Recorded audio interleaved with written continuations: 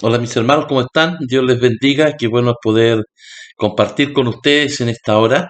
Eh, el viernes pasado no pudimos estar juntos, pero este viernes sí esperamos poder compartir nuevamente la palabra de Dios. Para ello he querido, compartir con ustedes unos minutos para ponernos al día un poquito y así el viernes poder retomar, ¿cierto? Donde realmente podamos continuar y seguir avanzando y no retrasarnos más, ¿cierto? En el avance de nuestro discipulado que estamos estudiando acerca del libro de Lucas.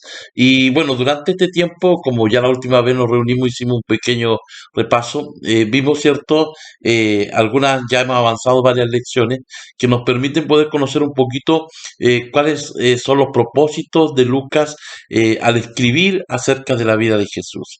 Porque el Evangelio de Lucas es precisamente eso, es la historia contada desde la perspectiva, ¿cierto?, de Lucas, un médico, y que de alguna manera, ¿cierto?, está ahí buscando la forma de poder hablarnos acerca de Jesús. En la primera lección hablamos, ¿cierto?, que se llamaba la lección Un nacimiento maravilloso, Dios entre nosotros. Bueno, nosotros sabemos que Jesús es el regalo más grande que hemos recibido como humanidad. Y su nombre, ¿cierto?, precisamente que tiene que ver con este concepto de Emanuel, significa Dios con nosotros. Es el Dios, cierto, todopoderoso, viniendo a habitar entre los hombres, hombres pecadores. Y por lo tanto, hay mucho que aprender de ello. Y cuando vamos a la escritura, vemos a un Lucas que tiene un interés muy particular, ¿cierto? De poder compartir el Evangelio. Ya dijimos varios aspectos que usted ya lo sabe o quizás los tiene anotado, ¿cierto? Como que Lucas era un médico, por lo tanto, con esa calidad, ¿cierto? Él tenía una capacidad de estudio, de buscar, de investigar, eh, mayor que quizás que el común de las personas. También hablamos, ¿cierto?, que él es un griego que está aferrando a la fe cristiana y que de alguna manera él está muy interesado en conocer la verdadera fe cristiana basada en el verdadero Jesucristo. Bien, y hablamos también, ¿cierto?, de otros aspectos bien importantes. ¿Cuáles eran sus motivos al escribir este libro? Y no solamente el libro de Lucas, sino que también el libro de Hechos, porque él es también el escritor del libro de Hechos. Tiene la misma dinámica. En el libro de Lucas, cuando hablamos del Evangelio de Lucas, le está contando la historia de Jesús, y en el libro de los Hechos le está contando la historia de la iglesia. Por eso que ahí muestra, ¿cierto?, lo que él menciona, cuál es su propósito al escribir. Y él dice que lo que él quiere hacer es poner en orden, contar la verdadera historia de Jesús, poner en orden todos los sucesos para que las personas puedan recibir un evangelio verdadero, basado, ¿cierto?, en la verdad. ¿Por qué? Porque ya lo dijimos, en aquel tiempo habían muchos que estaban escribiendo, habían muchos que estaban tratando de contar una historia, pero muchos mentían, muchos decían haber visto cuando nunca habían estado ahí presentes. Entonces, aunque Lucas no estuvo presente con Jesús, nunca vio a Jesús físicamente, de manera presencial, él investigó y sí se entrevistó con muchas familias que sí estuvieron con Jesús. Entonces, sus historias son verídicas, son reales, basadas en la verdad. Y también vimos que otro propósito era que él quería que su jefe, en este caso, cierto Teófilo, pudiera recibir y aprender también de este Evangelio de Jesucristo. Teófilo era un importante hombre romano, ¿cierto? Que tenía un cargo importante. Por lo tanto, él estaba conociendo, él estaba empezando recién a creer en la fe cristiana. Por lo tanto, Lucas quiere que él conozca de la verdad y que lo que él va a aprender sea basado en la verdad. Entonces él se esfuerza por escribir esto. Además que Teófilo, ¿cierto?, se va a transformar en su fiel colaborador que le va a permitir a él poder tener todo este trabajo, ¿cierto?, de investigación sobre la vida de Jesús, pero también sobre la vida de la iglesia. Luego vimos la segunda lección que se llama Esperanza para Israel y para el mundo, ¿verdad? Y hablamos ahí un poquito de la profecía del nacimiento de Juan el Bautista, de la profecía, ¿cierto?, del nacimiento de Jesús. Y vemos, ¿cierto?, cómo de alguna manera encontramos el carácter de ambas mujeres, de María y de Elizabeth, ¿cierto?, que están ahí mostrando, ¿cierto?, cuál es la actitud verdadera de un cristiano frente a un desafío tan grande como traer, ¿cierto?, a la vida a alguien que va a impactar a la sociedad, que va a impactar a la humanidad. Y también de alguna manera vemos, ¿cierto?, cómo Dios fue tratando también con ellos como familia, por ejemplo, en el caso de la familia de Juan de Bautista, con su padre Zacarías, ¿verdad? Cómo Dios fue tratando con él, un sacerdote, que Dios tuvo que también llevarle a vivir algunas experiencias para que él pudiera comprender la magnitud de lo que estaba sucediendo. Y vemos, ¿cierto?, también esta experiencia reflejada en aquella lección que estuvimos estudiando. Cómo también María nos muestra a través de su estilo de vida y de su fe, eh, cuál debe ser nuestro accionar en tiempos de desafío, en tiempos donde Dios también nos invita a nosotros a poder tener la fe de María. María fue una mujer que creyó a Dios, una mujer que estuvo dispuesta a defender lo que Dios le había dado hasta el final. Y eso, hermanos, es digno de imitar. No es que nosotros ahora nos vamos a poner a adorar a María, no, no, no, no, sino que simplemente reconocemos que fue una mujer de gran fe y que su fe le llevó a tener una experiencia profunda con Dios, le llevó, cierto, a ser escogida por Dios. Imagínense para vivir y para experimentar ser la madre, cierto, de Jesús.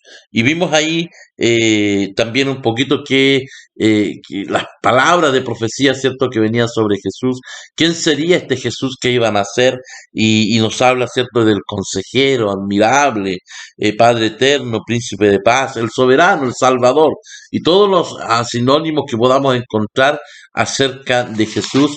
Y quién sería, ¿cierto?, este Jesús. Pero también vimos un poquito de quién sería este Juan el Bautista, que vendría a irrumpir un tiempo importante también dentro del desarrollo de la iglesia y sobre todo del desarrollo, ¿cierto?, del pueblo de Dios en aquella época.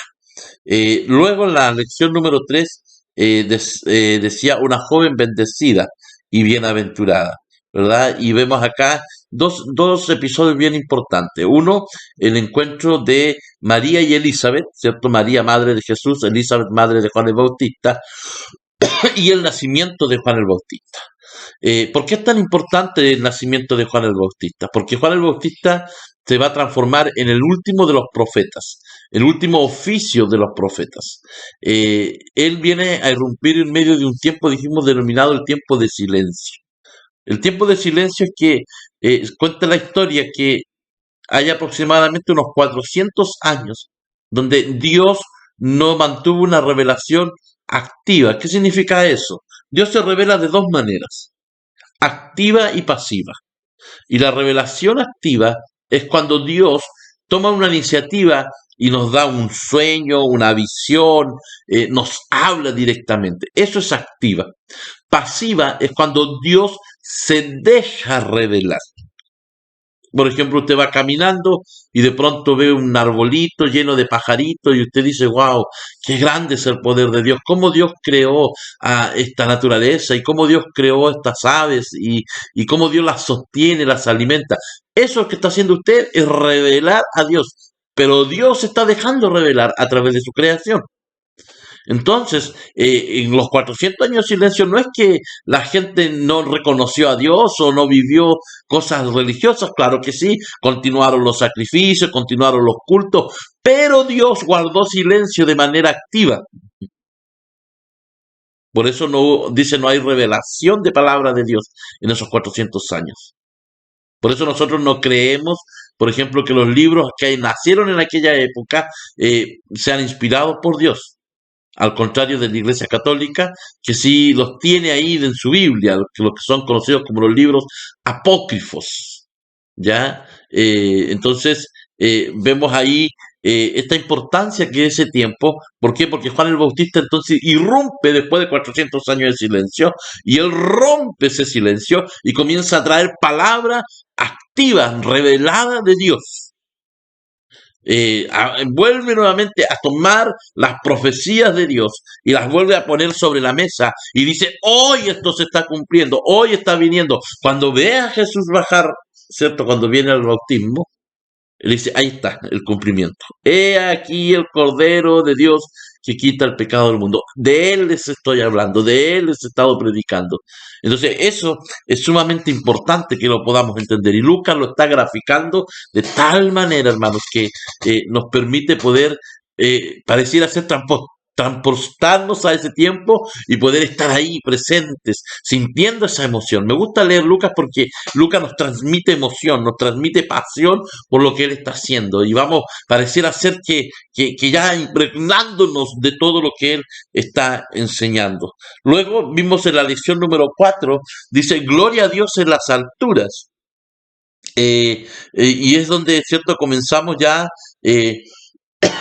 hablar precisamente de, ya directamente de Jesús, es precisamente cierto de todo lo que le empezó a envolver en la historia con su familia, con lo que estaba sucediendo en su contexto. En esta lección quizás dedicamos un poco más de tiempo al contexto del gobierno, de la historia que estaba sucediendo alrededor, porque todo hermano lo que vamos viviendo tiene un contexto. Hoy día nosotros como iglesia tenemos un contexto. ¿Qué significa la palabra contexto? Contexto es todo lo que me rodea. ¿Qué es lo que está pasando a mi alrededor? Hay un contexto social, por ejemplo. ¿Qué pasa en mi país hoy día socialmente?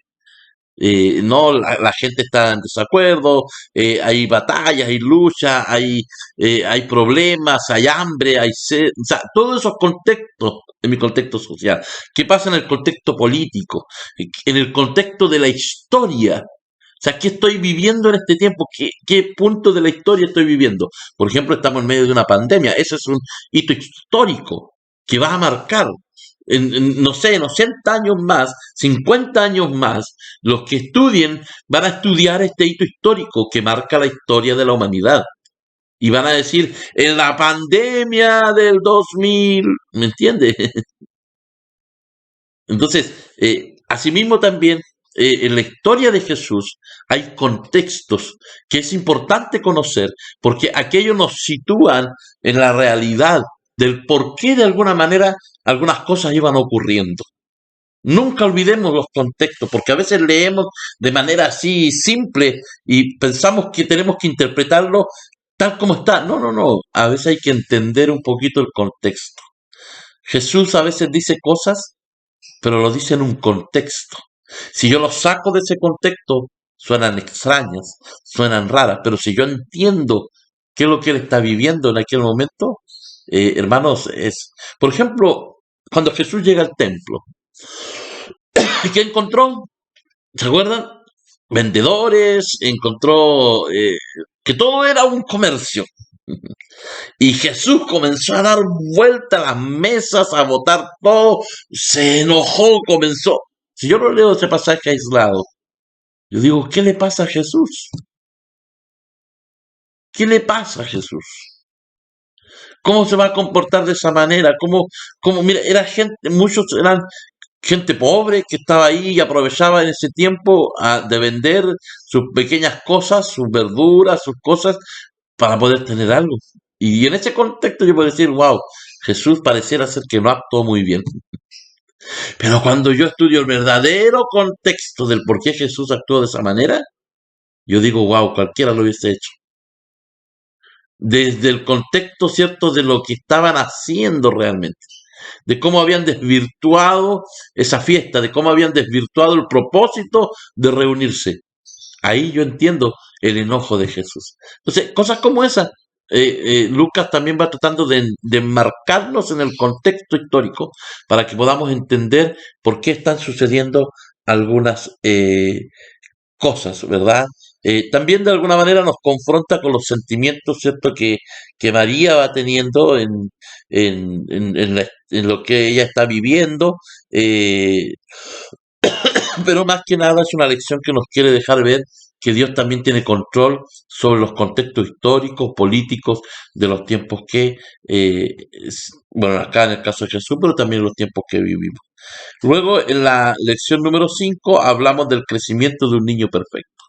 Ya vimos a un Jesús siendo un adolescente de 12 años, ¿cierto? Y lo encontramos viviendo ciertas experiencias. Bueno, parte de la lección cuando él es presentado como niño, pero continúa, ¿cierto?, avanzando y lo encontramos también en un tiempo donde Jesús, ¿cierto?, se les pierde a sus padres, José y María, y cuando ellos lo encuentran en el templo, conversando con los eruditos, conversando con aquellos que saben más y discutiendo la palabra de Dios. Lo vemos ahí, ¿cierto? Como alguien que supuestamente está listo, pero cuando su madre lo confronta, incluso a él habiendo dado una respuesta a su madre, le dice, bueno, las cosas de mi padre estoy, pero él entiende que todavía no era el tiempo. Y él, ¿cierto?, aplica los principios más importantes de la vida de Jesús, la humildad y la mansedumbre. Y él en esa humildad, en el reconocimiento que hace a sus padres, él dice, obedece a sus padres, y él ese día se vuelve con ellos. Pero vemos acá un niño que dice la escritura que crecía en sabiduría, en gracia, en inteligencia, en expresión, en obediencia, en estatura. Asimismo, ¿cierto? Él es el modelo para nosotros como cristianos. Usted y yo como cristianos no nos podemos quedar, hermanos, en el nivel que estamos. Debemos de crecer, debemos de avanzar, siempre crecer. En la lección número 6 vimos el ejemplo de humildad y de obediencia. Vemos acá, ¿cierto? Nuevamente hablando de Juan el Bautista. Vuelve la historia un poquito a contarnos Lucas acerca de Juan el Bautista y cómo él fue un hombre que logró vivir una vida tan profunda que él siempre supo que él solamente era alguien que preparaba el camino. Eso lo mantuvo centrado, lo mantuvo realmente, hermanos, en el camino, porque muchos venían y alababan a Juan el Bautista y le decían, tú eres el Cristo, tú eres el Señor, tú eres el Mesías. Y él podría en algún momento haberse salido y haber permitido que su ego se alimentara con eso, pero sin embargo él siempre fue humilde. Él siempre supo que solamente estaba ahí para preparar el camino para el verdadero Mesías y siempre lo proclamó de esa manera. Entonces vemos en él esa humildad, vemos en él la obediencia que hubo, ¿cierto? Al poder seguir el plan de Dios sobre su vida, a pesar de que eso le costó, ¿cierto?, la misma vida a él. Pero él fue obediente, él fue humilde, ante todas las cosas y tuvo el gran privilegio de poder, cierto, bautizar a Jesús, bautizar al Maestro, bautizar al Mesías y dar el pie inicial del ministerio oficialmente de Jesús. Sí, porque en el bautismo es cuando, cierto, se da este pie oficial de alguna manera del trabajo que Jesús iba a realizar durante 3 años. Y la última lección que vimos, la lección número 7, que tiene que ver, dice, con el gran milagro en el mar. Eso fue lo que vimos, ¿cierto?, la última semana y que es una lección muy linda porque nos habla cómo Jesús ya ahora ejerciendo su ministerio, él está buscando a aquellos a quienes él va a formar. Y en un encuentro con uno de los hombres que va a ser muy significativo en el equipo de Jesús, que es Pedro, y con sus hermanos, que también algunos de ellos formaron parte de este equipo de los discípulos de los apóstoles, vivió una experiencia maravillosa, que es la pesca milagrosa, que es una historia que todos conocemos, donde Pedro, cierto, habiendo estado toda la noche trabajando, de pronto irrumpe este Jesús en medio de quizás de su frustración, de su dolor, por no haber pescado nada durante toda la noche. Él estaba ahí remendando sus redes y de pronto aparece Jesús y una multitud con él, dice. Una multitud le seguía. Entonces Pedro quizás siente que se siente que lo están invadiendo en ese momento. Pero ahí está Jesús. Y ve a este Jesús que está hablando, que está enseñando, y de pronto le pide permiso para usar su barca y empezar a enseñar a la gente.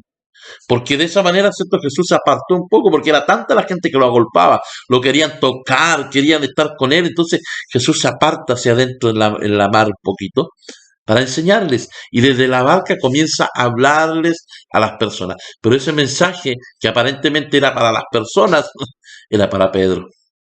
Y Pedro comienza a ser tocado por la palabra de Dios. Pedro comienza a entender que la palabra de Dios dada en nombre de Jesús tiene poder.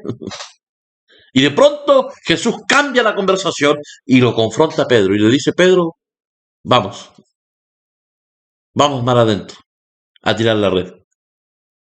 La primera respuesta de Pedro es una respuesta humana, una respuesta, ¿cierto?, en el sentido de poder ver cómo él reaccionó, ¿cierto?, frente a la realidad que él estaba viviendo, que era una realidad de, de haber estado toda una noche pescando, toda una noche trabajando y no haber obtenido fruto alguno. Pero, bueno, en su primera respuesta Pedro le dice, Señor, pero hemos estado toda la noche trabajando y nada hemos sacado. Pero después de eso le da una segunda respuesta. Pero le dice, pero en tu palabra echaremos la red. Y esa respuesta marcó y cambió todo. ¿Por qué? Porque él demostró realmente que había escuchado el mensaje que Jesús estaba predicando y le había llegado a su corazón. Entonces dice que entraron a la mar, hermanos, y la bonanza fue tan grande que tuvo que llamar a otras barcas, dice, para venir a ayudarles a sacar los peces del mar. Qué tremendo, ¿verdad? Cómo Dios va actuando. Bueno, Lucas nos va dando todos esos detalles que nos permiten, ¿cierto?, ir viendo cómo es el actuar de Jesús. Cómo Jesús va llamando. Aquel día, bueno, Pedro y sus hermanos fueron llamados por Jesús a ser parte de un gran proyecto, la formación de la iglesia. La clase del día viernes, si Dios así lo permite y no tengamos ningún inconveniente, se llama No está muerta, solo duerme. Y cierto, y vamos a hablar de precisamente de la hija de Jairo, ¿verdad? Esta experiencia tremenda que Jesús vive y que lleva a las personas a su alrededor a vivir. Espero que este video les sirva un poquito para irnos poniendo al día, porque el día viernes vamos a dedicarnos directamente a esta última lección. Vaya tomando apunte. Yo lo recomiendo que tome apunte para que pueda ir avanzando de manera correcta. Que Dios le bendiga a mis hermanos, estamos orando por ustedes, decirles que estamos contentos de que usted sea parte de este grupo. Yo sé que este grupo quizá inició como algo de amigos, pero hoy día piense usted que es una iglesia, ustedes son como una pequeña iglesia que está comenzando y precisamente por eso, ¿cierto?, estamos trabajando para apoyarles, para estar con ustedes. Queremos decirles que nosotros como iglesia del Nazareno aquí en la ciudad de Arica, en la avenida Juan Noé, estamos respaldando este trabajo que está haciendo nuestro hermano Salvador. Y lo respaldamos a tal punto que incluso estamos reconociendo en él el llamado que Dios tiene, ¿cierto?, a prepararse como pastor. Por lo tanto, le animamos a que usted siga apoyándolo, a que usted siga adelante y pensando que esto ya dejó de ser solamente un grupo de amigos que se reunían, sino que hoy día es un lugar que Dios ha abierto para traer palabra de Dios, para poder ayudar a las personas a crecer. Entonces invite a otros, haga a otros partícipe de esta bendición. Les animo a seguir adelante y que Dios les bendiga mucho. Muchas bendiciones.